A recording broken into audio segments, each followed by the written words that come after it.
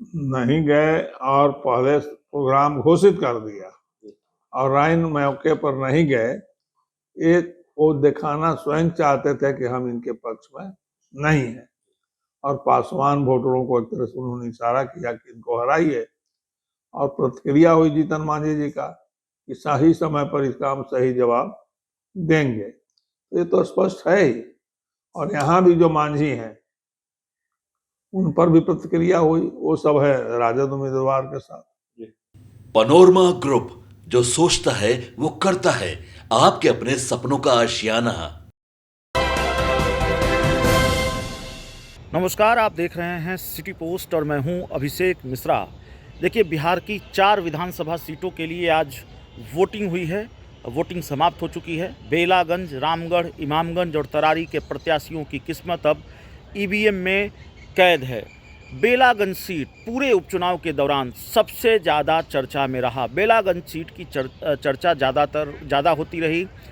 इस सीट की चर्चा इसलिए भी होती रही, नीतीश कुमार, मुख्यमंत्री नीतीश कुमार की साख दांव पर है और नीतीश कुमार के सामने चुनौती कि जो सीट आरजेडी के पास पिछले 30-35 सालों से है, 3 दशक से ज़्यादा वक्त से आरजेडी का जो अभेद किला जो सीट बना हुआ है, वो सीट आरजेडी से वो छीनने में कामयाब हो पाते हैं कि नहीं हो पाते हैं।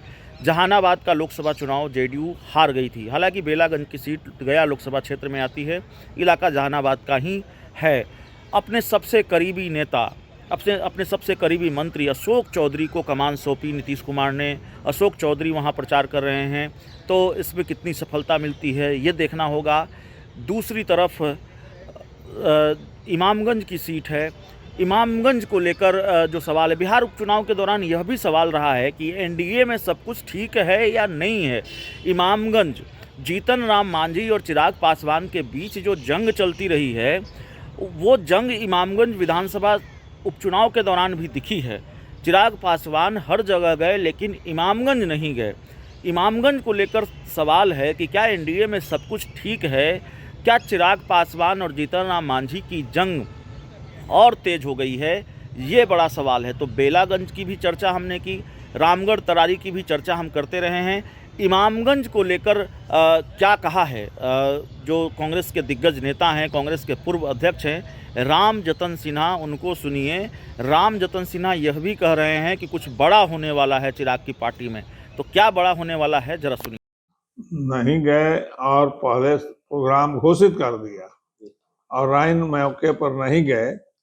ये वो दिखाना स्वयं चाहते थे कि हम इनके पक्ष में नहीं है और पासवान वोटरों को एक तरह से उन्होंने इशारा किया कि इनको हराइए और प्रतिक्रिया हुई जीतन मांझी जी का कि सही समय पर इसका हम सही जवाब देंगे।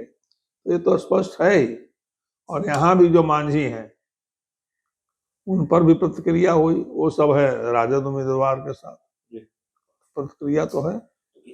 चिराग पासवान से दुश्मनी भारी पड़ रही है क्या? जीतन राम मांझी को नुकसान उठाना पड़ेगा इमामगंज में? देखिए, शीशा है, कागज को आप जोड़ ले सकते हैं। ये शीशा एक बार टूट जाएगा तो उसको आप मरम्मत नहीं कर सकते। तो ये इन लोगों का दिल टूटा हुआ है। और चिराग पासवान जी के बारे में तो ये भी कहा जा रहा है कि उनका दल बुरी तरह से टूटने वाला है। उनका प्रदेश अध्यक्ष है, वो स्वयं पार्टी छोड़ करके और दूसरे जगह जाने वाला है। तो बहुत बड़ी घटना होने वाली है, राजनीतिक घटना होने वाली है।